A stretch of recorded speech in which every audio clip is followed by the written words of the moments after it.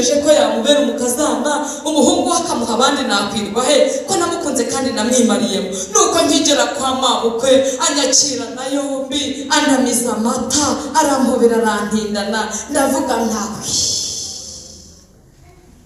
Fani mabukwe no mubyeyi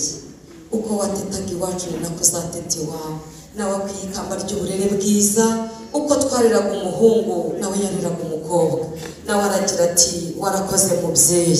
ngo uyu mubyeyi watubyariye umukwe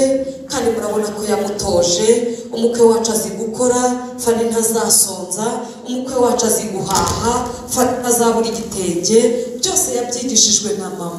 mama yaramubwiye ngo mwana wanje uko nkunda uko wajya kumenyera umwambaro n'umukazana wanje ari kuzabigenza ibyiza byose uzabona mu biganza by'umugabo wawe byo bikesha nyoko bukwe ni uba waramutoje harakabaho ababyeyi